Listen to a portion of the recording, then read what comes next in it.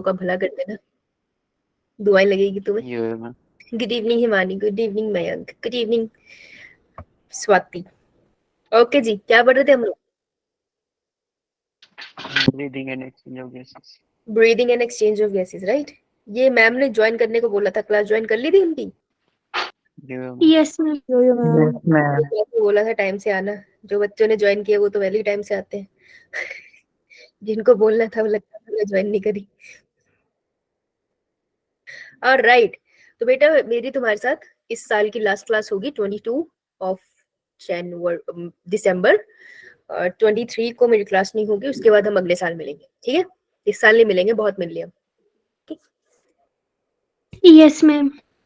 ठीक है जी, yes ma'am.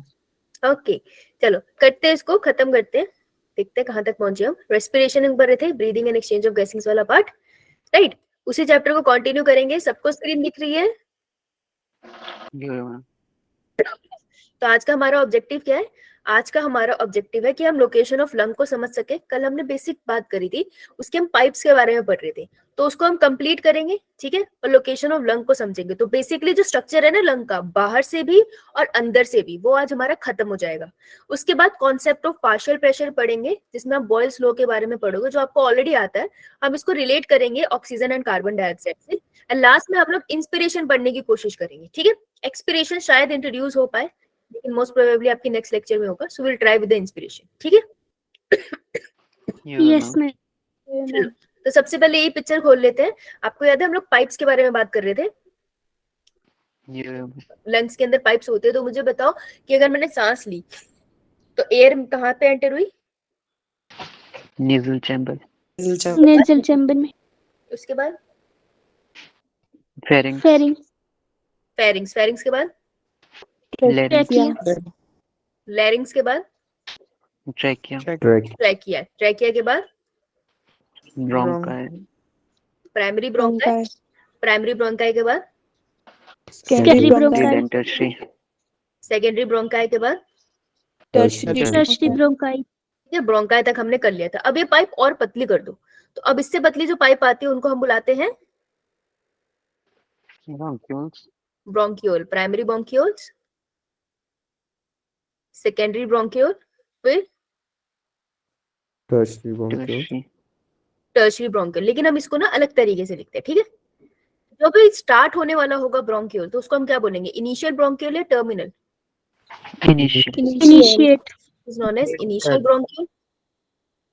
और जहां वो खत्म हो रहा होगा that would be terminal bronchiole. लेकिन कहीं कहीं पे ना एक और ब्रोंक्यूल वर्ड मेंशन होता है, तो मैं यहाँ मेंशन कर रही हूँ, ठीक है? हर बुक में नहीं है, एनसीईआरटी में नहीं है, पर मेंशन होता है, दैट इज रेस्पिरेटरी ब्रोंक्यूल। तो इसका काम है जहां से respiration exchange of gases start होगा, ठीक है? तो रेस्पिरेटरी ब्रोंक्यूल। तो कंफ्यूज मत हो ना, टर्मिनल के बाद लिखा है, ठीक है? कहीं कहीं लिखा होता है, एनसीईआरटी तो मेंशन भी नहीं करती। इसके बाद आती है वो डक्ट जहां से एक्सचेंज ऑफ गैसेस हो रहा है। So these ducts are known as alveolar duct, और वो जाके खुल जाती है हमारी एल्वुलाई में, ओके? तो कुछ ये पैसेज रहता है लंग्स के अंदर, ठीक है? यानी कि ट्रैकिया होता है, ठीक है? ट्रैकिया खुलता है, बाइफर्केशन होती है उसकी प्राइमरी एंड सेकेंडरी ब्रोंकी में, ऐसी होता है ना? Yes ma'am. फिर उसके बाद सेकेंडरी ब्रोंकियल जिसका डायमीटर थोड़ा और छोटा होगा, फिर टर्शियरी ब्रोंकियल जिसका डायमीटर छोटा होगा। तुम जैसे जैसे नीचे जाओगे ना, डायमीटर डिक्रीज होता जाएगा। ये इतना डिक्रीज हो जाएगा कि जो एल्वुलाई है वो एक्चुअल में माइक्रोस्कोपिक स्ट्रक्चर है, आपको दिखेगा नहीं है। तो नीचे वाले स्ट्रक्चर माइक्रोस्कोपिक स्ट्रक्चर्स होते हैं एक्चुअली, ये इतने छोटे हो जाते हैं। तो ऐसे करते करते चले जाओगे तो initial bronchial, terminal bronchial, finally alveolar duct. तो एल्वुलर डक्ट कैसी होती है? ये डक्ट है, इसके पास जो गोला सा है ना लास्ट में, तो इसको बोलते हैं एल्वुलाई और इसको बोलते हैं एल्वुलर डक्ट, ठीक है? ये बात क्लियर?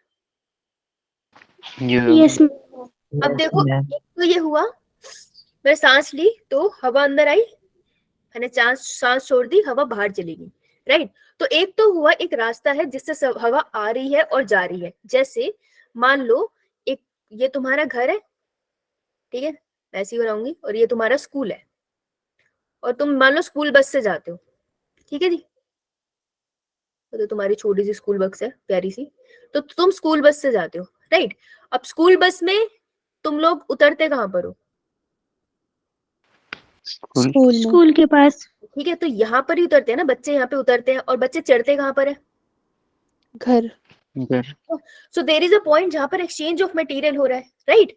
तो जहां पर एक्सचेंज ऑफ मटेरियल हो रहा है उसको अपन बोलते हैं कि यहाँ पर एक्सचेंज ऑफ मटेरियल हुआ, राइट? लेकिन बाकी का जो ये पूरी जर्नी थी, यहाँ पर क्या हुआ? सिर्फ ट्रांसपोर्ट हुआ ना तुम्हारा, तुमको एक जगह से दूसरी जगह उठाकर रखा गया ना, तुम सिर्फ चले। तो सांसों का भी ऐसे ही होता है कि एयर हमारी बॉडी में, हमारे लंग्स में जाती है, वहां से निकलती है, तो आधा पैसा तो सिर्फ ट्रांसपोर्ट का है। लेकिन ये जो एक्सचेंज ऑफ मटेरियल हो रहा है ना, कि उस एयर में से ऑक्सीजन हमने ले ली और कार्बन डाइऑक्साइड उस एयर को दे दी, ये जो एक्सचेंज ऑफ मटेरियल होता है ये अलग जगह होता है। तो अगर मैं on the basis of this divide कर दूं हमारे रेस्पिरेटरी सिस्टम को, तो दो तरीके का होता है। देखो, ट्रैकिया से लेकर कहां तक करोगे? टर्मिनल ब्रोंक्यूल तक, ठीक है? ट्रैकिया से लेकर टर्मिनल ब्रोंक्यूल तक के रीजन को हम बोलते हैं, कौन सा पार्ट है ये? Conducting part. तो कंडक्टिंग पार्ट वो होता है जहां पर गैसेस एक्सचेंज होगा? No ma'am. No gas exchange, ठीक है? कभी भी ट्रैकिया में, ट्रैकिया के थ्रू हमारा ब्लड ऑक्सीजन नहीं ले लेगा और उसको कार्बन डाइऑक्साइड कभी नहीं देगा। ये बात क्लियर है? Yes ma'am. तो फिर जो नीचे वाला पार्ट है दैट इज रेस्पिरेटरी, जहां से वर्ड रेस्पिरेटरी स्टार्ट हो रहा है वहां से समझ आ रहा था वैसे, रेस्पिरेटरी ब्रोंकियल से लेकर एल्विलाई तक का पार्ट को हम बोलते हैं रेस्पिरेटरी पार्ट। और इसी को मैं बोल देती हूँ कि यहाँ पर क्या होगा? गैस एक्सचेंज होगा। Yes ma'am. गैस एक्सचेंज अकर होता है बिटवीन किस किस के बीच में होता है? Lungs and alveoli. Lungs and blood capillaries. अबे ब्लड ले लेगा ना ऑक्सीजन, समझ आई? लंग यस बेटा क्लियर है ये? ठीक है, अच्छा। अब मेरे को बताओ कि जब एयर अभी ठंडी, इतना समझ आया सबको? Yes ma'am. अब बाहर ठंडी है? Yes ma'am. ठंडी है बाहर? यस अंदर मैम। बॉडी में मेरे बॉडी टेम्परेचर क्या होगा? 98.6 डिग्री फ़ारेनहाइट। और सेल्सियस में? 37। 37 डिग्री सेल्सियस, राइट? तो नॉर्मल बॉडी टेम्परेचर होमोथर्म्स है ना, हम सभी का बॉडी टेम्परेचर यही है, यही होना चाहिए अंटिल किसी को फीवर है। तो नॉर्मल बॉडी टेम्परेचर यही है। बाहर तो ठंडी है, अगर मैं ठंडी ठंडी हवा अंदर लेने लग जाऊंगी, मेरी बॉडी का टेम्परेचर डिक्रीज नहीं हो जाएगा? Yes ma'am. Yes ma'am. Body temperature decrease होगा, जो प्रॉब्लम है। प्रॉब्लम क्यों है? अगर बॉडी का टेम्परेचर डिक्रीज हो गया तो कौन वर्क करना बंद कर जाएंगे? कौन इनएक्टिव हो जाएंगे? एंजाइम्स। एंजाइम्स। दैट मींस जो एयर अंदर जा रही है, एक तो उसको गर्म करना जरूरी है इस मौसम में, जब अभी ठंडी चल रही है तो उसको गर्म करना जरूरी है। एंड दूसरा, जब मैं एयर अंदर ले रही हूँ तो उसके साथ डस्ट पार्टिकल भी तो जा सकते हैं ना, राइट? तो दो चीजें करनी है मुझे। लंग्स क्या है? अगर मैं इस डायग्राम से देखूं, मुझे देख के पता चल रहा है ये क्लोज है यहाँ से, है ना? इनसे तो कोई पाइप नहीं निकल रही है, क्लोज है यहाँ से। सो बेसिकली अगर लंग्स क्लोज है, दैट मीन्स इसके अंदर कुछ भी चला गया वो बाहर नहीं निकल पाएगा ना, वो तो ये रहेगा। और अननेसेसरी चीज यहाँ रहेगी तो इन्फेक्शन कॉज कर देगी, है ना? इम्यून सेल्स आके अटैक करेंगे उसको। तो मुझे दो चीजें करनी है कि जो एयर अंदर जा रही है उसको साफ रखना है, दूसरा उसको थोड़ा गर्म करना है ना? तो एयर गर्म कैसी होगी? जब एयर आपके नेजल चेम्बर में आएगी तो यहाँ पे हेयर होते हैं अंदर, यस मैम। ह्यूमिडिफाई करते हैं, ठीक है? ह्यूमिडिफाई का मतलब क्या होता है? उसको थोड़ा ठंडा करते हैं। अगर अब तुमको बहुत गर्मी लग रही है तो ठंडा कैसे होंगे? तुम मुंह को पानी से धो लोगे तो ठंडा फील होगा ना, राइट? तो वो उसको यस मैम। Yes ma'am. अब अगर बाहर ज्यादा ठंड है, तुम्हारी बॉडी गर्म है, तो वो उसको थोड़ा वार्म करेगी। तो जैसी एयर मूव करेगी मेरी नोज से, ट्रैकिया से, प्राइमरी सेकेंडरी ब्रोंकियो से, तो होगा क्या? गर्म हो, धीरे धीरे एयर गर्म होती चली जाएगी, ठीक है? तो जब तक वो मतलब मेरे लंग्स तक पहुंच रही है प्रॉपर, तब तक वो गर्म होती चली जा रही है। वैसे तो नेजल से ट्रैकिया तक ही काफी गर्म हो जाता है, लेकिन धीरे धीरे उसकी वार्मिंग होती चली जाएगी। इतना क्लियर? Yes ma'am. और अपा क्या चाहते हैं कि ये जो कंडक्टिंग पार्ट है जो एयर को लेके जा रहा है, वो उसको गर्म तो करे, साथ में उसको प्रोटेक्ट भी करे। तो सोचो अगर सब सेल्स फ्लैट है, जैसे मैं सेल हूं, ये सेल है, ये फ्लैट है, तो कोई भी पैथोजन अगर आएगा तो उसके सरफेस से निकल जाएगा ना नॉर्मली। अगर यहाँ पे फिंगर लाइक प्रोजेक्शन हो जाए जैसे ऐसी है, तो पकड़ सकते हैं हम पैथोजन को, क्या तो है ना? तो इससे मुझे क्या पता चलता है कि कंडक्टिंग पार्ट क्या, एक तो वो ह्यूमिडिफिकेशन ऑफ गैसेस करता है, उसको ह्यूमिडिफाई करता है, और ये क्या करते हैं, इनके ना कुछ यूनिक सेल्स होते हैं जो डस्ट पार्टिकल को पकड़ लेंगे, तो इनके सेल्स को हम क्या बुलाते हैं, सिंपल क्यूब जैसे क्यूबॉइडल सिलिएटेड छोटी छोटी फिंगर लाइक प्रोजेक्शन वाले cells, simple cuboidal ciliated epithelial cells. Clear? Yes, ma'am. ये तो टिश्यू में पार्ट आता है, लेकिन अब टिश्यू से पार्ट से ये नीट ने हटा दिया है, तो हम इसको डिटेल में वहां नहीं करते हैं, पर यहाँ समझ लेते हैं थोड़ा सा। और एक और तरीके के सेल होते हैं जो देखने में तुमको स्ट्रेटिफाइड लगते हैं लेकिन होते नहीं है, मतलब वो देखने में लगते हैं थोड़ा स्ट्रक्चर में चेंज, लेकिन होता नहीं है, सिर्फ स्ट्रक्चर का फर्क है। These are epithelial cell. Epithelial cells का ही मतलब होता है ऊपर वाले सेल। तो मेरी ट्रेकिया का जो बाहर वाली लेयर के सेल होंगे ना, जैसे ये मेरी ट्रेकिया है, तो ट्रेकिया में इस साइड जो मेरे सेल्स है ना, उन सेल्स की मैं बात कर रही हूँ। ठीक है, ये बात समझ आई, बात किसकी हो रही है? Yes, ma'am. Simple cuboidal ciliated epithelial होंगे, या फिर इसको सूडो स्ट्रेटिफाइड भी कहते हैं, pseudo stratified epithelial cells. Okay, अब जो ये तो कंडक्टिंग पार्ट था, लेकिन जो हमारा रेस्पिरेटरी पार्ट है ना, उसको इन सब चीजों से फर्क नहीं पड़ता, वो सिर्फ एक ही काम करता है, गैसेस एक्सचेंज। और अगर किसी चीज का लेन देन करना है एक सेल के थ्रू, तो सेल को पतला सा होना चाहिए ना, और कम कॉम्प्लिकेटेड होना चाहिए, राइट? Yes, ma'am. यहाँ पे जो आपको सेल मिलेंगे वो मिलेंगे सिंपल स्क्वामस एपिथेलियम। ये नीट लेवल का क्वेश्चन है, ये एम्स लेवल का क्वेश्चन है एक्चुअली। ओके, वो ये पूछ लेते हैं। क्लियर? Yes, ma'am. तो एक क्वेश्चन तो आपको कंडक्टिंग पार्ट से आ गया, एक क्वेश्चन आपको इन सेल्स के ऊपर आ जाएगा, एक क्वेश्चन आपको इस पैसेज पे आएगा, तो पैसेज भी हमें क्लियर है। अब जो नेक्स्ट क्वेश्चन आएगा वो रिंग लाइक स्ट्रक्चर पे आएगा। मैं आपको लंग्स के स्ट्रक्चर पे क्वेश्चन बता रही हूँ। मैम ये सीटो वाला दोबारा बताना। सूडो स्ट्रेटिफाइड एपिथेलियल सेल्स, ये कुछ नहीं होते, ये देखने में थोड़े अलग लगते हैं, मतलब स्ट्रेटिफाइड लगते हैं लेकिन स्ट्रेटिफाइड होते नहीं है, इसलिए सूडो स्ट्रेटिफाइड कह देते हैं। हम जब टिश्यू करते हैं ना, तो उनके अंदर इनको डिटेल में पढ़ते थे, लेकिन अब आपके सिलेबस से वो हट गया है, तो उसको हमने डिटेल में पढ़ा नहीं है। बस यहाँ याद रख लेना कि ये क्यूबॉइडल या सूडो स्ट्रेटिफाइड होते हैं। ठीक है, यो मैम। सिलिएटेड। अब जो दो क्वेश्चन बचते हैं, एक जो रिंग है वो कहाँ तक है, दूसरा रिंग कैसा दिखता है। ठीक है जी, अब करा दूं रिंग वाला पार्ट। बेटे ये क्लियर रख लेना कि ये कहाँ से कहाँ तक है, ये ऊपर नीचे मत कर देना, नहीं तो गलत हो जाएगा खामा खामा, इसको सही से लिख लेना। अच्छा, तो अगर तुम अपने गर्दन पे या सेंटर में हाथ लगाओ, सॉफ्ट है या थोड़ा खुरदुरा सा है?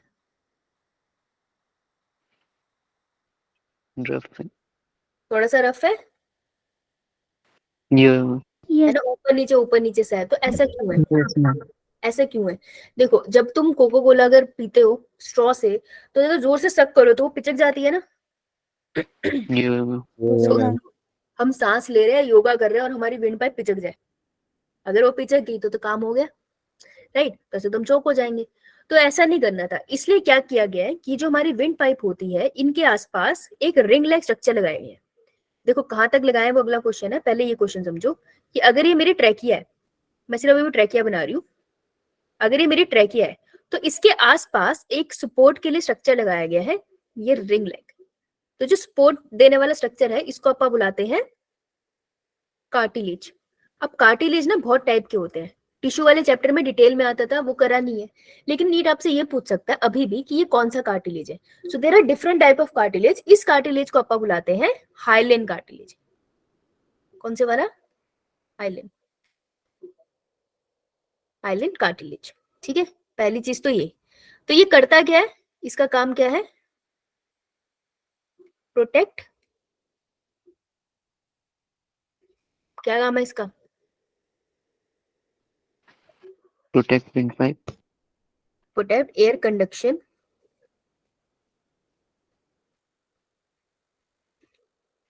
विंड पाइप तो वैसे सही वर्ड नहीं होगा, प्रोटेक्ट द कोलैप्स ऑफ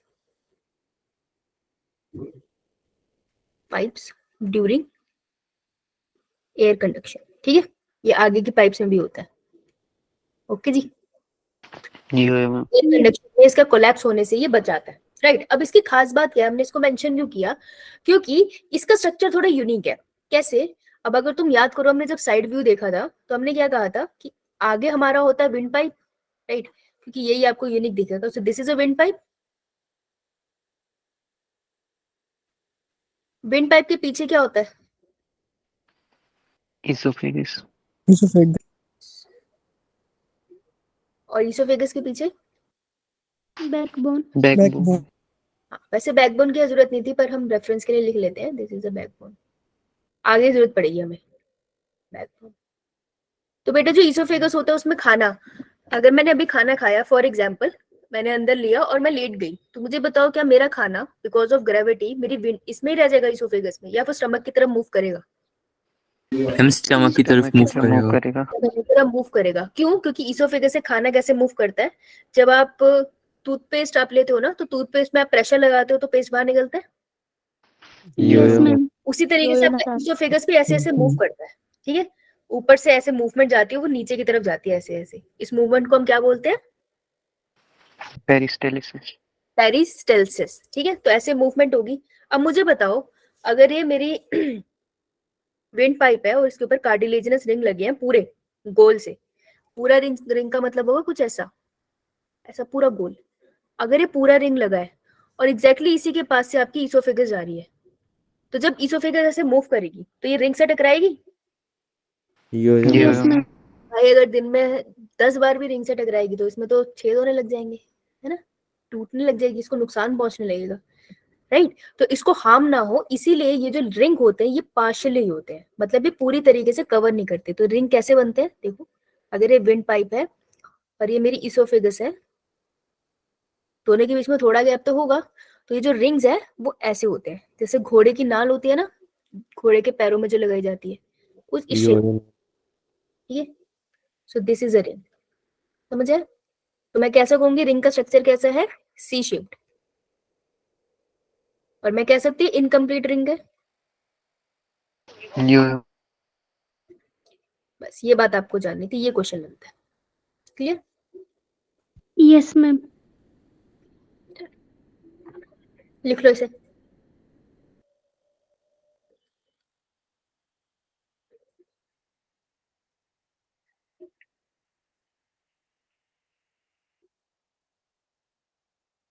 एक तो रिंग पे क्वेश्चन बन गया। अभी क्वेश्चन पूछते हैं कि ठीक है, तो ये कोलैप्स से बचाने के लिए कहाँ तक है? सिर्फ ट्रैकिया में है?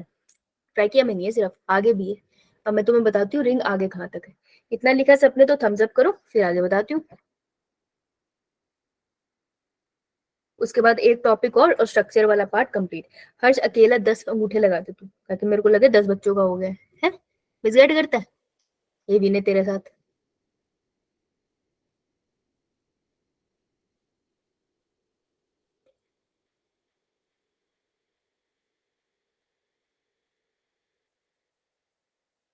चलो इस वाले पे आते हैं वापस, ठीक है जी। अब मैं ना ये मिटा रही हूँ ये डायग्राम।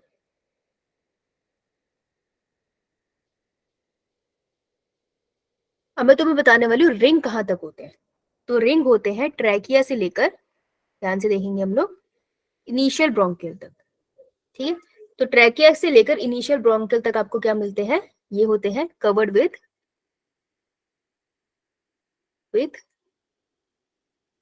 इनकम्प्लीट। कौन से कार्टिलेज से बने हैं?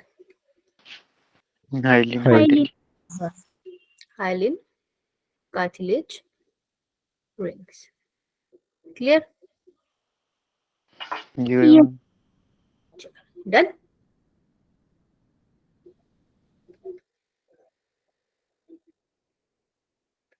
छोटा करके लिख रहा है, तो बहुत ही जगह खाली इसने।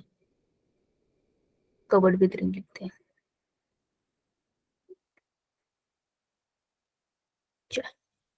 इसके साथ इस पार्ट से जो क्वेश्चन बनता था वो यहाँ खत्म है। अब हमें बस लंग्स की पोजीशन जाननी है। ओके, तो हम लंग की पोजीशन पे चले। Yes ma'am. ये बहुत क्लियर रखना कहाँ से कहाँ तक है, ये कहाँ से कहाँ तक पे बहुत क्वेश्चन बनते हैं। इस अकेली स्लाइड से कहाँ कहाँ क्वेश्चन बनेगा? पहला, कौन से सेल से कवर है, दूसरे किसी ऑर्गन से कंपेयर करके पूछ लेंगे, ठीक है, अकेले इससे वैसे नहीं पूछेंगे। दूसरा वो ये पूछ सकते हैं कहाँ तक कंडक्टिंग पार्ट बोलते हो, तो कंडक्टिंग पार्ट कहाँ तक बोलते हो वो पूछा जाएगा आपसे। तीसरा क्वेश्चन बनता है कि एयर का पैसेज कहाँ है, तो बाहर से अंदर या अंदर से बाहर पैसेज आपको इसी से आएगा। लास्ट आपको ये पूछ सकते हैं कि रिंग किसको कवर करता है, तो रिंग ट्रैकिया से इनिशियल ब्रोंकियल तक कवर करता है। ठीक है, तो ये 4 क्वेश्चन निकल गए इससे आराम से। It's a very important slide. Done? Yes. Ma'am. ठीक है, अभी आपका लंग है, तो हम देखना चाहते हैं लंग किस तरीके से पोजीशनड है। तो हमें पता है कि लोकेशन क्या है लंग की, थोरेसिक कैविटी। हमें जानना चाहते हैं थोरेसिक कैविटी बनी कैसे है। ठीक है, आगे क्या है पीछे क्या है। कैविटी बोल रही हूँ ना मैं, माने कि एक रूम है बड़ा सा, है ना। कैविटी मतलब एक खाली जगह बोलते हैं ना कैविटी। जैसे हमारे कहते हैं दांतों में कैविटी होगी, कीड़ा लग गया, उसका मतलब क्या होता है कि जब कोई भी इन्फेक्शन हो रहा है दांतों में, हम कह रहे हैं कीड़ा लग गया था, बैक्टीरियल इन्फेक्शन हो गया आपको, तो वो क्या करेगा, दांतों को खा जाता है और अंदर छेद कर देता है, तो उसी को हम कैविटी कहते हैं। तो there is a space which is known as cavity. Chest region के हम बोलते हैं थोरेसिक कैविटी। अब आगे क्या है पीछे क्या है हमें ये समझना है। ठीक है, क्लियर? तो just give me a minute, मैं यस मैम। एक मिनट देना मुझे, जस्ट गिव मी 1 मिनट।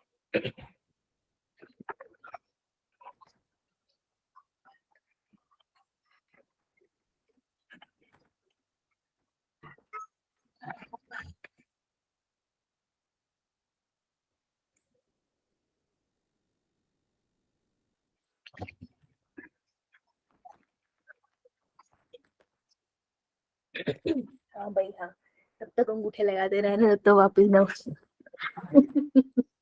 इतने कार्टून जनता है। फिर देखो लगी है, आप भी आ गई। ओ ओ अंगूठो, अभी मैंने मांग लिया ना अंगूठा, जेब में रख के बैठेंगे हाथ। देखो, अब इसको तुम खुद से भी कर सकते हो, राइट। तो बायो क्लास है ऑब्वियसली, अगर तुम अपने हाथ को अपने चेस्ट के बीच में रखो तो तुमको बोन फील हो रही है एक स्ट्रेट सी, राइट। तो पहले यार, इससे पहले मेरे को ये यस मैम। पहले इससे पहले कि तुम मेरा दिमाग घुमाओ, ये बताओ कि ये जो प्यारा सा बच्चा है, इसकी आंखें यहाँ है, ठीक है। जो बंदर जैसा प्यारा सा बच्चा है, बना दिया हमने इसको, आधा ही बनाएंगे। इसके लोअर पार्ट की अपने को आज एक्सपेरिमेंट में जरूरत नहीं है, ठीक है। और ये हम इसका बैक पार्ट बनाते हैं।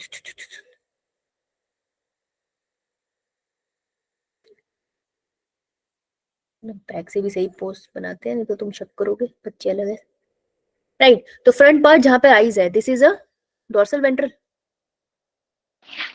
डॉर्सल। हाँ बहुत बढ़िया, डॉर्सल। जहाँ पर आईज होती है वो डोर्सल होती है ना। नीचे वाले बोलो। नीचे वाला डोर्सल होता है, नीचे वाला भी डोर्सल नहीं होता है। मेरे से थप्पड़ वप्पड़ मत खा लियो। Front part of the body is ventral. जिस पार्ट से तुम मुझे देख पा रहे हो ना, तो मेरे सामने होते हो मैं वहीं लगाती, दैट इज वेंट्रल। वेंट्रल ना, जो बैकबोन होती है जहाँ पे, that is known as Dorsal part. Yes ma'am. Dorsal part, ठीक है। अगर हम बात करें जिस तरफ आपका फेस होता है, ठीक है, जिस तरफ बेसिकली माउथ के रिस्पेक्ट में बोलते हैं हम, तो जहां पर माउथ होता है उस रीजन को आप क्या बुलाते हैं, एंटीरियर। और जिस तरफ एनस होता है उस ओपनिंग की साइड को हम बुलाते हैं, या फिर जहां पे टेल होती है उस रीजन को आप बुलाते हैं पोस्टीरियर। यस। अब जो साइड वाले रीजन होते हैं आप उसको क्या बुलाते हैं, जहाँ पे आपकी बाजू आ गई, दैट इज पेरिफेरी, ठीक है। ये जो बीच में तुमने मुंह में पान दबाया ना, थप्पड़ खाओगा मुझसे, 1000 बार बता चुकी हूँ मैं। दिस इज ऑल्सो पेरिफेरी, ठीक है जी, क्लियर है इतना?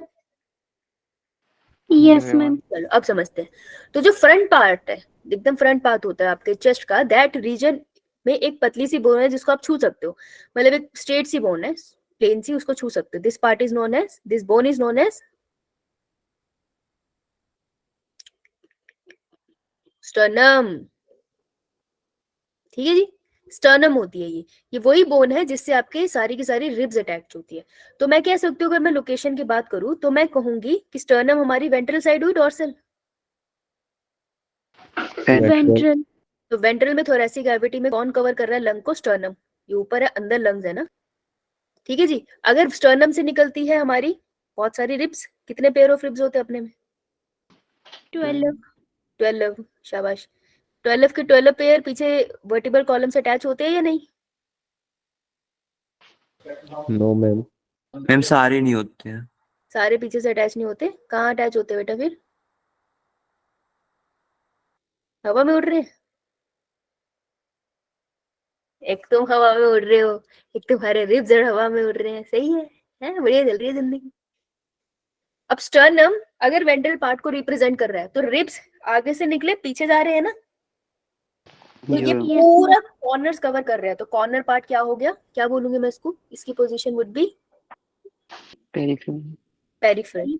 तो पेरिफेरी में जो इस कैविटी को कवर कर रहे हैं दैट इज रिब्स, कह सकती हूँ। Yes, ma'am. अगर मैं बात करूं बैक साइड की, तो ये जो थोरेसिक कैविटी है पूरा चेम्बर है ना मेरा, तो थोरेसिक कैविटी को पीछे से कौन सी, देखो पीछे रिब्स भी जा रहे हैं, तो रिब्स तो मैंने लिख दिया, तो कॉर्नर से जा रहे हैं ना इसलिए कॉर्नर बोलते हैं। पीछे रिब्स के अलावा और कौन सी हड्डी है जिसपे जाके वो अटैच हो रहे हैं, Backbone. Backbone, that is vertebral column, कह सकती हूँ। तो मेरी डॉर्सल साइड पे वर्टिबल कॉलम कवर कर रही है, Yes, Yeah. ma'am. ठीक है। अब जो मैं नीचे की बात करती हूँ, तो नीचे अगर तुमने कभी नोटिस किया है एक डूम लाइक स्ट्रक्चर होता है ऐसे, Yeah. Yes, ma'am. So this structure is Doom like. Doom का मतलब क्या हो गया, बोलो।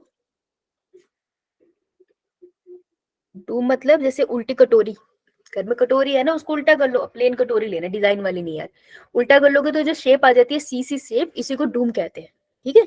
जैसे गुरुद्वारे का टॉप होता है ना, किसी भी गुरुद्वारे का टॉप देखना वो ऐसे सर्कुलर सा होता है, राइट, तो दिस इज डूम शेप। सो ये है नीचे की तरफ ना, तो नीचे का रीजन क्या होगा, Dominant.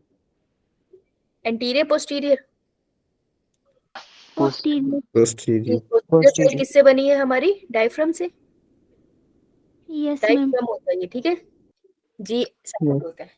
सो हमारी थोरेसिक कैविटी कैसे बनी, अगर मैं बोल दूं ये पूरा का पूरा थोरेसिक कैविटी है, तो मैं कह सकती हूँ थोरेसिक कैविटी वेंट्रल साइड से स्टर्नम ने कवर करी है, पूरी साइड से आगे पीछे की तरफ पूरी साइड से रिब्स ने कवर करी है, पीछे से वर्टिबल कॉलम ने बनाई है, और नीचे से डायफ्राम ने होल्ड करके रखी है, ठीक है, समझ आई।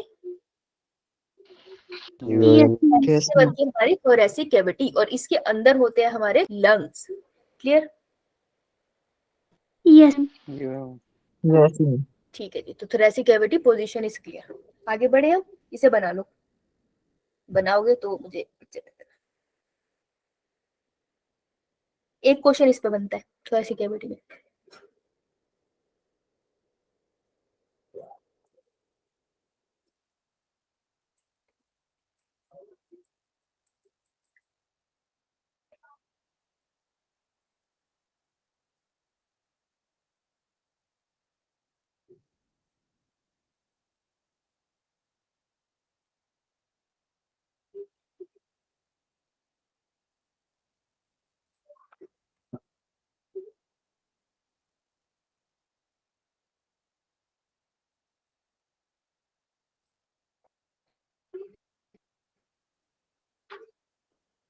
Okay okay okay, you are right.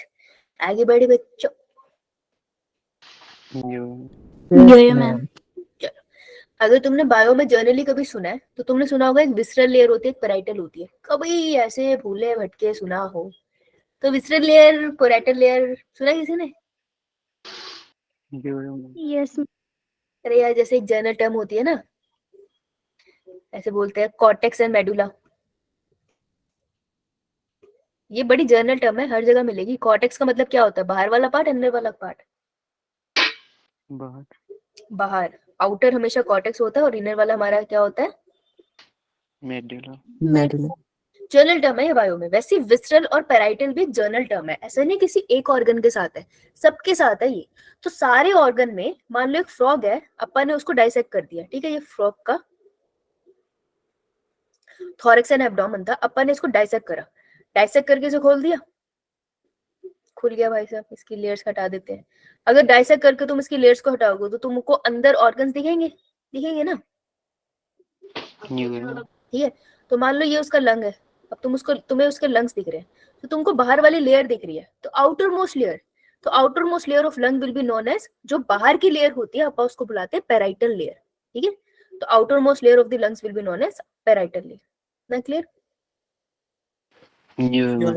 तो मैं एक लंग बना रही हूँ, ये मेरी पेराइटल लेयर है जो तुमको बाहर की तरफ दिख रही है, ठीक है। मान लो तुमने क्या किया, तुमने इसमें भी कट लगाया, ठीक है, इसमें भी कट लगा के इसके अंदर की लेयर देखना चाहते हो, तो अगर तुम इसमें कट लगा के उसको थोड़ा सा उठाओगे, जैसे मान लो तुम्हारी स्किन है, तुमने कट लगा के स्किन को उठा के अंदर की तरफ से देखा, तो अंदर की तरफ जो देखोगे ना, that layer will be known as visceral layer. So visceral layer वो होती है जो ऑर्गन के बिल्कुल पास होती है, तो अंदर वाली लेयर ऑर्गन के पास हुई ना, तो अंदर वाली layer will be known as visceral layer. उसको मैं अगर यहाँ पे बनाऊं तो मैं उसको ऐसे बनाऊंगी, पर ये वैसे तो ऑलमोस्ट चिपकी होगी ना एक दूसरे के पास, बहुत ही पास होगी, लेकिन कुछ ऐसे बनाई जाएगी। So inner layer will be known as, visceral layer. ठीक है, और इन दोनों के बीच में एक लिक्विड होता है जो इन दोनों को एक दूसरे के साथ शांति से रखता है। जैसे तुम देखो, अगर दो चीजें एक दूसरे के ऊपर रगड़ेगी तो उससे फ्रिक्शन जनरेट होगा, तो लंग्स का क्या काम होता है, वो एक्सपेंड होता है, कॉन्ट्रैक्ट होता है, एक्सपेंड होता है, कॉन्ट्रैक्ट हो रहा है। तो अगर इन दोनों के बीच में कोई लिक्विड नहीं होगा ना, तो एक दूसरे के साथ रगड़ जाएंगी, ठीक है, तो वो दिक्कत हो जाएगी। तो इन दोनों के बीच में एक फ्लूइड होता है, उसको क्या बुलाते हैं अपा? Pleural fluid. Pleural fluid. समझ आई? क्लियर सबको? Yes ma'am. Yes ma'am. कौन सीक्रेट करता है? ये विसरल लेयर और पैराइटल लेयर दोनों मिलके सीक्रेट करती है अपने एक दूसरे के बीच में फ्रिक्शन डिक्रीज करने के लिए, to decrease friction between them.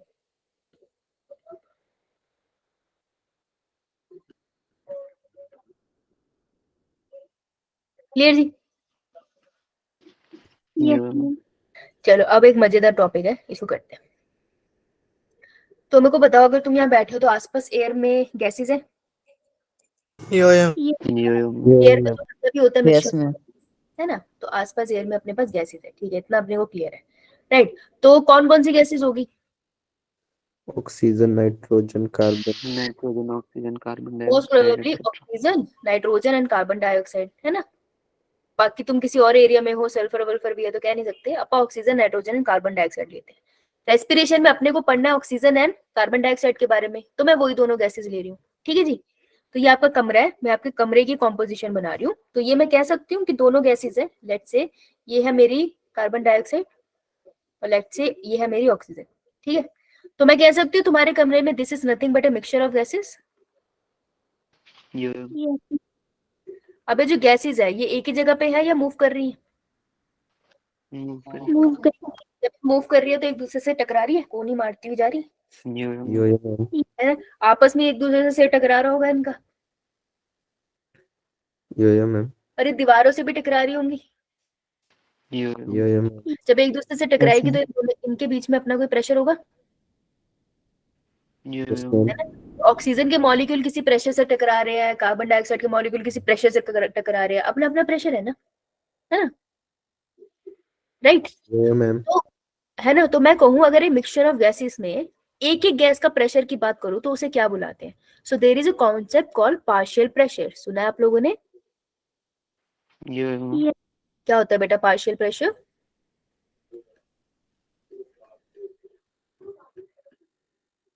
हम सुना था, याद नहीं है। What is a partial pressure? Partial pressure is nothing but, atmospheric pressure. नहीं बेटा, pressure of individual gases, individual gas in a mixture of gases, ठीक है? Yes ma'am. एटमॉस्फेरिक प्रेशर में ना कार्बन डाइऑक्साइड का भी पार्शियल प्रेशर है, oxygen का भी पार्शियल प्रेशर है। तो पार्शियल प्रेशर क्या है? एक इंडिविजुअल गैस का अपना कितना प्रेशर है, वो कितने जोर से दूसरे में घुसुंड मार रही है, दूसरे में सर मार रही है, तो that is a partial pressure. समझ आई? Yes ma'am. इसका सिंबल क्या है? सिंबल है इसका छोटू, पी का बच्चा, छोटू बच्चा। मैं कैसे लिख सकती हूँ इसको? For example PO2, that would B partial pressure of oxygen. Oxygen. और अगर इसी को मैं लिख दूं PCO2, that is partial pressure of carbon dioxide. Clear आपको? कार्बन ठीक है। अब अपन चाहते हैं, हम सांस लेना चाहते हैं, तो अगर हमारी बॉडी सांस लेना चाहती है, वो कौन सी गैस चाहती है अंदर आए? ऑक्सीजन। ऑक्सीजन को ज्यादा चाहती है। ये जो चाहते हैं ना उनके अंदर कार्बन डाइऑक्साइड है। भगवान हो आप, कार्बन डाइऑक्साइड से जीते हो तो मैं मनुष्य की बात कर रही हूँ, मनुष्य ऑक्सीजन ही चाहता है ना? ये लिख लिया सबने? ये लिख लिया सबने?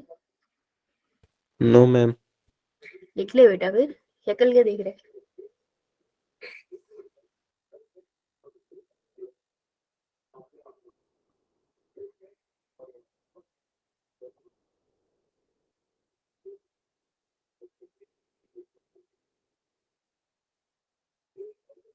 और अंगरीश ने सबके बिहार पे अपने अंगूठे भेज दिए, साथ में हर्ष ने भी और विनय ने। इन तीनों ने ठेका उठाया सबके अंगूठे भेजने का। बाकी बच्चों के अंगूठे चाहेंगे हम। अब हर्ष ने मुंह बनाना स्टार्ट कर दिया। कांक्षा का भी हो गया। रिया हो गया? Yes ma'am. सत्येंद्र सुरु ससुरु का हो गया। सात्विक, विनय, अनमोल, सारिका सारिका का हो गया। वंश, प्रीतिका, कांक्षा, हिमानी, सुहानी, मयंक, अंशु। और पता चले 4 बच्चों के ऊपर बाकी रह गए। ओके ठीक है जी। अब चलो मजेदार बताते हैं। देखो ये एक कमरा है, 2 रूम है, ठीक है। 2 रूम की कहानी ऐसी है कि अगर आप ध्यान से देखें तो रूम 1 एंड रूम 2 में कुछ लोग हैं, ठीक है। यहाँ पे 100 लोग हैं, यहाँ पे 10 लोग हैं। ओके, इतना दिख रहा है आपको? इनके बीच में रास्ता बंद कर दिया हमें, रूड किस्म के मनुष्य, हमने इनके बीच में कर दिया रास्ता बंद। ठीक है, तो सब अपने अपने रूम में। अगर मैं रूम देखूं तो मुझे बताओ किस रूम में ज्यादा प्रेशर है? 1। वन में प्रेशर है ना, सब एक दूसरे के सर पे बैठे होंगे, मेरे को जगह दे दो, मेरे को जगह दे दो बैठने की। सेकंड रूम वाले चिल करके बैठे हैं। अगर मौका मिले इन्हें भागने का तो देखो क्या होगा। तो हमने क्या किया, इन दोनों के बीच में दरवाजे खोल दिए। ठीक है, दरवाजे खोल दिए। तो जब हमने दरवाजा खोला तो बताओ कौन से मॉलिक्यूल कहाँ से कहाँ मूव करेंगे? रूम 1 के रूम 2 में। रूम 2 में जाएंगे। रूम 1 के लोग रूम 2 में जाएंगे। ठीक है, तो नंबर ऑफ इंडिविजुअल्स को हम एक और वर्ड से रिप्रेजेंट करते हैं जिसे कहते हैं कॉन्सेंट्रेशन। कॉन्सेंट्रेशन कुछ नहीं है, नंबर ऑफ इंडिविजुअल। इस क्लास में कितने बच्चे हैं? 10 बच्चे हैं, तो concentration of the class is 10। Clear? Yes ma'am. हमें इस एग्जांपल से क्या पता चला कि जो हमारे मॉलिक्यूल्स हैं, अब ये जो मॉलिक्यूल्स हैं इनको हम इमेजिन कर लेते हैं गैस मॉलिक्यूल्स है, क्योंकि हम गैसेस की ही बात कर रहे हैं। तो मैंने क्या देखा कि गैस मॉलिक्यूल कैसे मूव करे, कौन सी जगह से कौन सी जगह मूव करे? हायर प्रेशर पे लोअर। To lower. हाँ, गैस मूव फ्रॉम, पहले तो यही बात लिख लेती हूँ, रूम 1 टू रूम 2, और उसी का मतलब है जो तुमने बोला, that is from high pressure to low pressure. इसी को मैं ये बोल सकती हूँ, अगर ए में प्रेशर ज्यादा था तो वहां पे वॉल्यूम कैसी होगी? क्या कोई ना, ज्यादा। इतना क्लियर सबको? Yes ma'am. ठीक है, तो ये वाली लाइन लिख लो।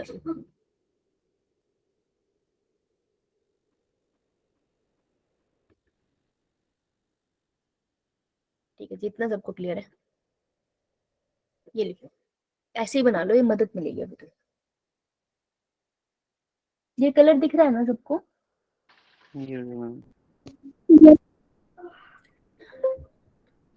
अभी तो लगाया चार्जिंग पे, जैसे कभी कैसे हो गया? मेरे को खिसक लगता है। शुक्र है इसने बता दिया और बंद हो जाता। लग गया, लग गया। और इसी बात को मैं बोल सकती हूँ इन टर्म्स ऑफ कंसंट्रेशन। तो कंसंट्रेशन में मैं कैसे लिखूंगी? Molecule move from higher concentration to lower concentration. बस, तो मैं लिख सकती हूँ gas move from high concentration to low concentration. दोनों पॉइंट लिख लिया आप लोगों ने? ये लिखिए कंसंट्रेशन का भी। अब तुम मुझे एक लॉ बताओगी और फिर मैं तुम्हें उससे मजेदार बात बताऊंगी। यस यस यस यस, चलो बेटा आगे। तो बॉयल्स लॉ क्या होता है? सुना किसी ने बॉयल्स लॉ? क्या होता है? इसमें टेम्परेचर कांस्टेंट होता है, pressure is directly proportional to volume, अबे ओ inversely proportional to volume. Boyle's law कहता है कांस्टेंट टेम्परेचर में जो प्रेशर होता है वो इनवर्सली प्रोपोर्शनल होता है वॉल्यूम के, and vice versa. Inversely proportional का मतलब क्या है कि अगर मैं प्रेशर इंक्रीज करूंगी तो value of volume will be decrease, और सेम चीज है अगर मैं प्रेशर को डिक्रीज करूंगी तो वॉल्यूम की वैल्यू कैसी हो जाएगी? इंक्रीज। ये बात समझ आई? इसी को आप ऐसे भी लिख सकते हो कि ऐसे भी लिख लो, कोई चक्कर नहीं है, एक ही बात हो गई। ठीक है, ये वाली बात सही है। तो अगर मैं इसको ऐसे लिख लूं, मैं कहना चाहती हूँ कि ये कंटेनर है, ठीक है, और इसके अंदर मॉलिक्यूल्स हैं बहुत सारे। इन मॉलिक्यूल में देख के क्या लग रहा है, प्रेशर कैसा है?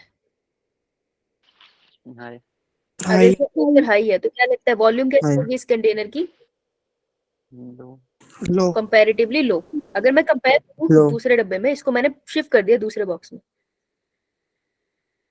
मॉलिक्यूल उतने ही है, नंबर ऑफ मॉलिक्यूल सेम रखे मैंने, ठीक है। तो अब तुमको प्रेशर कैसा लग रहा है? लो। प्रेशर लो हो गया क्योंकि वॉल्यूम कैसी हो गई? हाई। राइट? तो आपको समझ आया इनवर्स रिलेशनशिप का क्या मतलब है? अब मुझे बताओ, मैं चाह रही हूँ कि जो ऑक्सीजन बाहर घूम रही है ना वो अंदर आ जाए मेरे लंग्स में, ठीक है, मेरे को लंग्स तक चाहिए। अगर मैं चाहती हूँ लंग्स तक आ जाए तो मैं बाहर के एटमॉस्फेयर को कंट्रोल कर सकती हूँ? कुछ कर सकती हूँ? नहीं कर सकती ना, मैं बाहर तो कुछ नहीं कर सकती। तो मुझे क्या करना पड़ेगा, अपने लंग्स को एडजस्ट करना पड़ेगा, है ना, कि मैं लंग्स में कुछ ऐसा करूँ कि चीजें अंदर की तरफ मूव करें, राइट। तो अगर अभी मान लो फॉर एग्जाम्पल बाहर जितनी ऑक्सीजन है, अगर उतनी ऑक्सीजन मेरे लंग्स के पास होती तो गैसेस का मूवमेंट तो नहीं होता।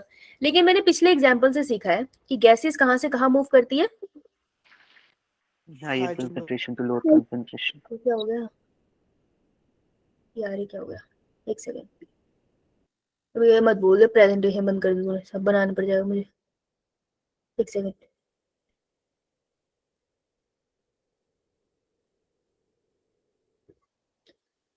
हाँ, तो मैंने पिछले वाले डायग्राम से क्या सीखा कि गैसेस कहाँ से कहाँ मूव करेगी? Higher concentration to lower concentration. High concentration से लोअर कंसेंट्रेशन। तो मतलब अगर ऑक्सीजन के मॉलिक्यूल बाहर ज्यादा हो जाए और मेरे अंदर कम हो जाए तो मूवमेंट होगी, मैम। ठीक है। उसके लिए एक और कंडीशन, मेरे लंग्स की वॉल्यूम को क्या होना पड़ेगा? इंक्रीज और डिक्रीज? डिक्रीज। इंक्रीज। इंक्रीज। दिमाग लगाओ, दिमाग लगाओ, दिमाग लगाओ। मैं चाहती हूँ, इंक्रीज। रुक जा भाई, हाई PO2 से लो PO2 में आए, है ना। तो मेरे लंग्स में लो PO2 होना चाहिए, प्लस मेरे लंग में कैसी होनी चाहिए, वॉल्यूम कैसी होनी चाहिए? वॉल्यूम शुड बी हाई और low. High volume. High volume. High volume, high volume होगी, हाई वॉल्यूम होना चाहिए, और low partial pressure of oxygen होनी चाहिए। अगर ऑक्सीजन का नंबर कम है तो पार्शियल प्रेशर भी कम ही होगा ना, एक दूसरे को धक्के कम मारेंगे ना जब लोग कम है। तो लो PO चाहिए, PO2 चाहिए लंग्स के अंदर, और हाई वॉल्यूम चाहिए लंग्स के ऊपर। मतलब मैं क्या करूँ, लंग्स को खोल दूं या बंद करूँ? एक्सपेंड कर। एक्सपेंड कर दूं, उसको खोल दूं, राइट। तो अब हम करेंगे द प्रोसेस ऑफ इंस्पिरेशन, जिसमें हमारा पर्पस ये होगा कि हम उसकी वॉल्यूम को इंक्रीज कर दें। क्लियर? ठीक है, बस आओ फिर। तो व्हाट इज इंस्पिरेशन? इंस्पिरेशन का मतलब सिंपली होता है, it is the process of intake of air inside the lung. हम एयर को लंग्स के अंदर लाना चाहते हैं, उसको कहते हैं हम इंस्पिरेशन। इंस्पिरेशन दो टाइप की होती है। जैसे जब तुम ये मेरी बात सुन रहे हो, क्या तुम अपनी मर्जी से सांस ले रहे हो, मतलब जानबूझ के खुद से सांस ले रहे हो, या फिर अपने आप हो रही है? मैम अपने आप हो रही है, दैट इज नॉर्मल इंस्पिरेशन। और एक होती है जब हम जानबूझ के सांस लेते हैं, जैसे अभी मैं तुमको बोलूंगी चलो योगा करते हैं, तो बोली सांस खींचो अंदर, छोड़ो, तो तुमने जान के ली ना सांस, तो दैट इज फोर्स इंस्पिरेशन। ठीक है, तो हम अभी पढ़ने वाले हैं नॉर्मल इंस्पिरेशन। समझ आई? अब हम जानना चाहते हैं नॉर्मल इंस्पिरेशन में हमारा पर्पस क्या है, हम करना क्या चाहते हैं? सांस लेना। हाँ, उसके लिए हमें वॉल्यूम को इंक्रीज करना पड़ेगा। तो हम ये जानना चाहते हैं कि अगर हमें वॉल्यूम इंक्रीज करनी है किसकी, थोरेसिक कैविटी की ना, ओवरऑल लंग्स की वॉल्यूम इंक्रीज करो, थोरेसिक कैविटी की इंक्रीज करनी पड़ेगी। तो अगर थोरेसिक कैविटी की वॉल्यूम इंक्रीज करना चाहते हो तो तुमको दो चीजों को मदद लेनी पड़ती है, ठीक है। तो ये दो स्ट्रक्चर है जो इंस्पिरेशन से रिलेटेड है in the case of normal inspiration. तो चार्ट ध्यान से देखना। इंस्पिरेशन में, नॉर्मल इंस्पिरेशन में दो चीजें रिस्पॉन्सिबल होती है। एक होती है एक्सटर्नल, लिख लो इसको, एक्सटर्नल बाहर वाली, इंटर मतलब बीच में, कॉस्टल कॉस्टल मतलब रिब्स के बीच में मसल्स। तो एक होती है एक्सटर्नल इंटरकोस्टल मसल्स और दूसरा होता है हमारा डायफ्राम। ये दोनों रिस्पॉन्सिबल होती है किसके लिए? For the inspiration. कौन सी इंस्पिरेशन? Normal inspiration. बात समझ आई? मैंने तुम्हें सिर्फ Yes, ma'am. बताया, अभी मैंने स्ट्रक्चर नहीं बताया, ठीक है? तो स्ट्रक्चर की बात करूं, Yes, ma'am.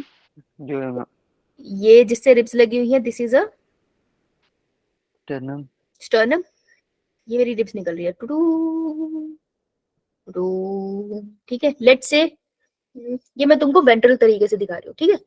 मैं बोल देती हूँ ये वेंट्रल साइड है, थोड़ा समझ आने में इजी हो जाएगा और कुछ नहीं। अब ये दोनों रिब्स के बीच में आपको कोई मसल्स दिखाई देगी, ठीक है? तो ये जो दोनों रिब्स के बीच में मसल है, दैट इज बीच में है तो इंटर।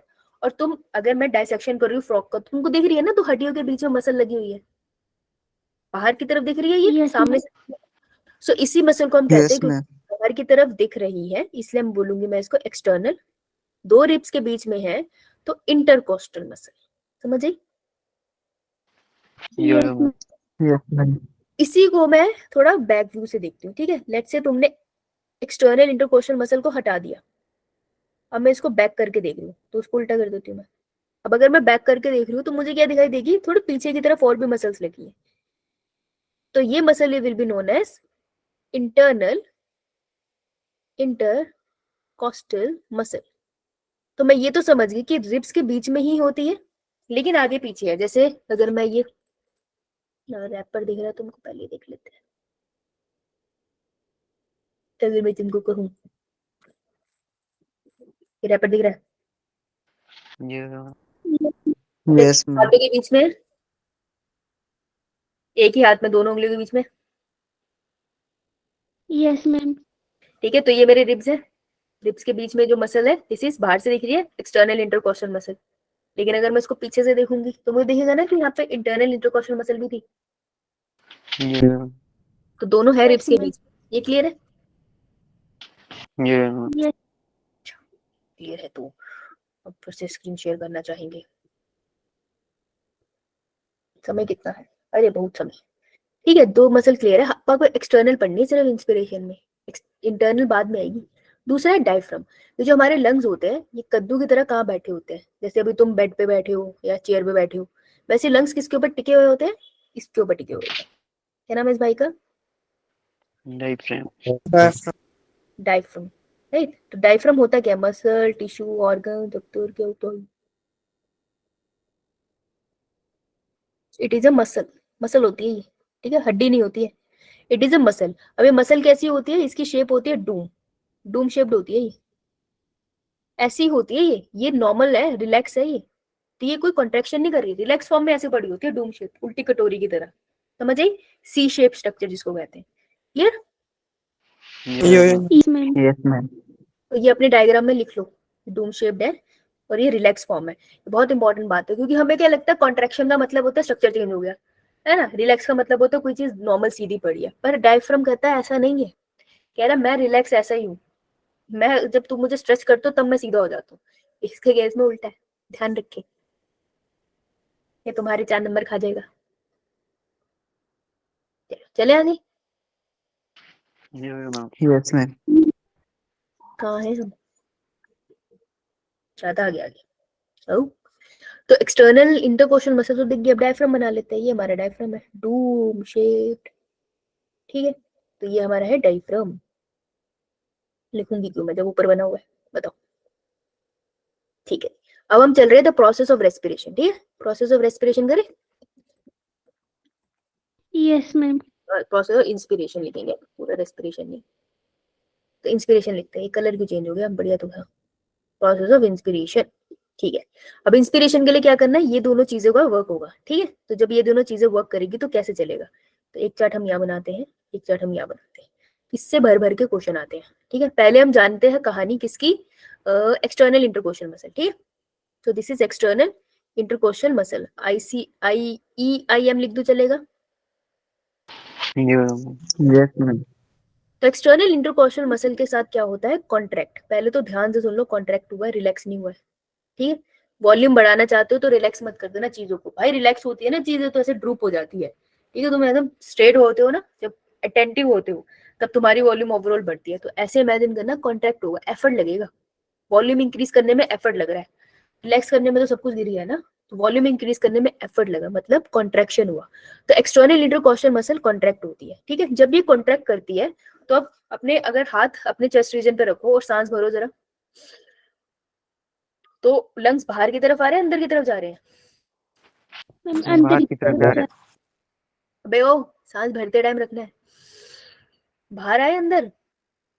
मैम बाहर। अंदर अंदर अंदर किसके चले गए? बाहर ही जा। बेटा जिसके भी लंग्स अंदर चले गए हैं वो भाग के डॉक्टर के पास जाए, कुछ गलत हो रहा है।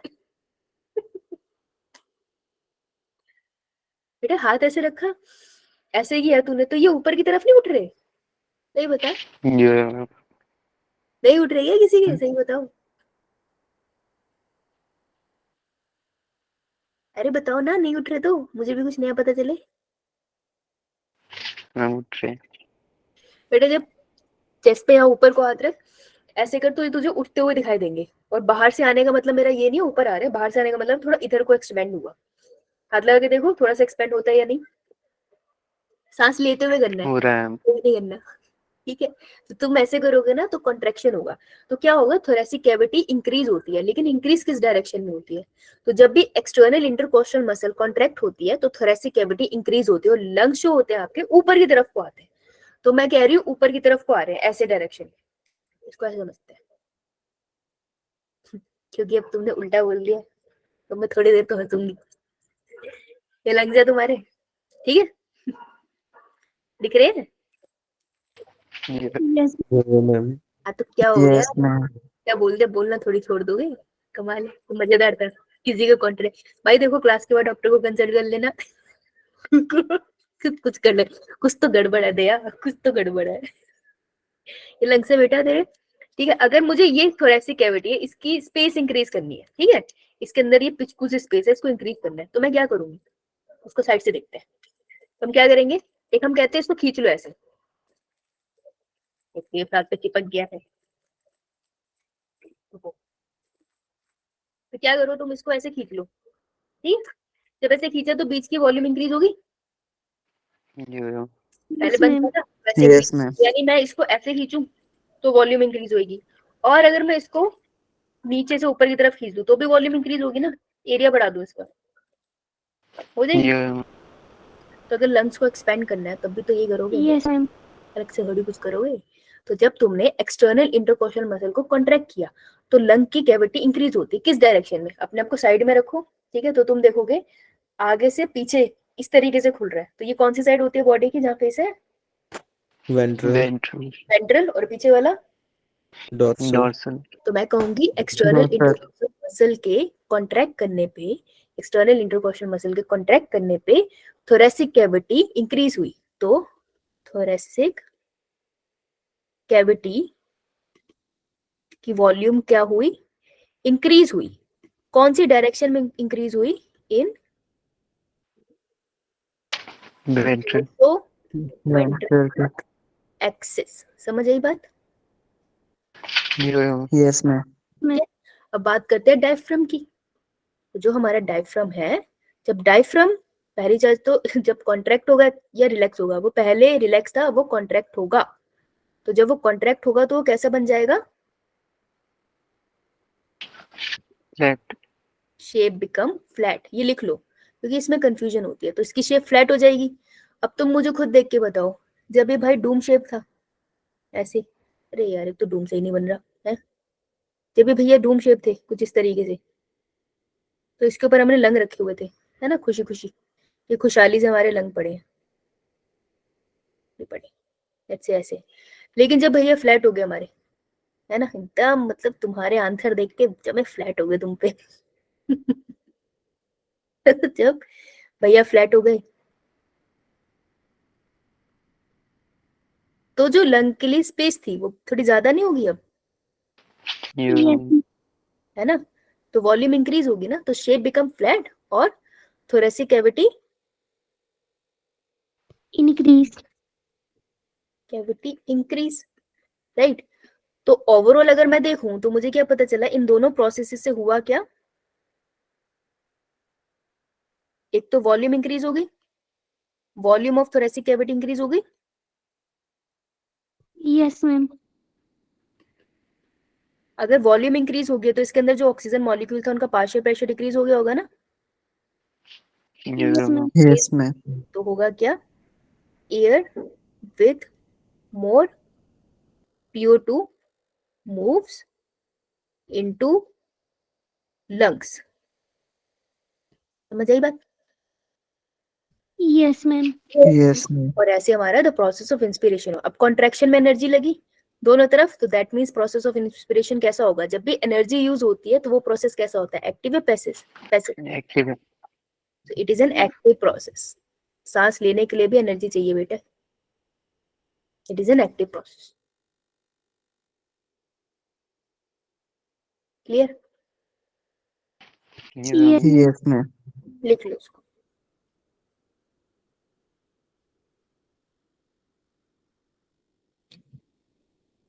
जल्दी लिखो, उसको डॉक्टर के पास जाना है।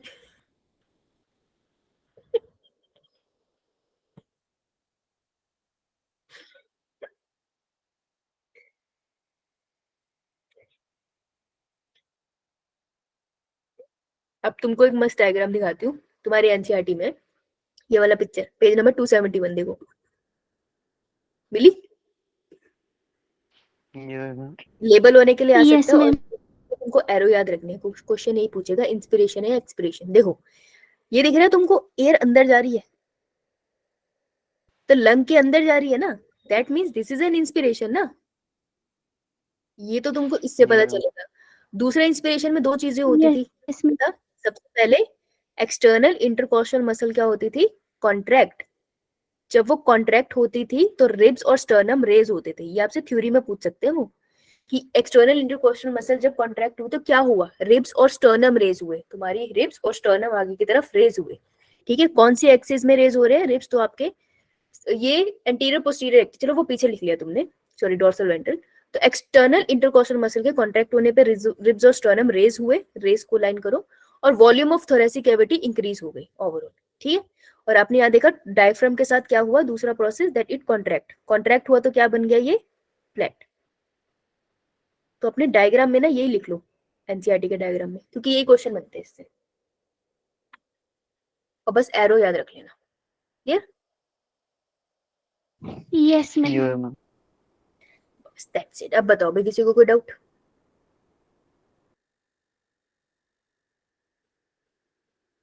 No, ma'am. ठीक है, तो हमने यहां तक कर लिया। अब हम लोग कल एक्सपिरेशन और फोर्स फॉर्मूला भी करेंगे, and then we start with the किस तरीके से ट्रांसपोर्ट ऑफ गैसेस आपकी बॉडी में होता है। ठीक है, Yes, ma'am. ठीक है बेटा, होमवर्क है तुम्हारा।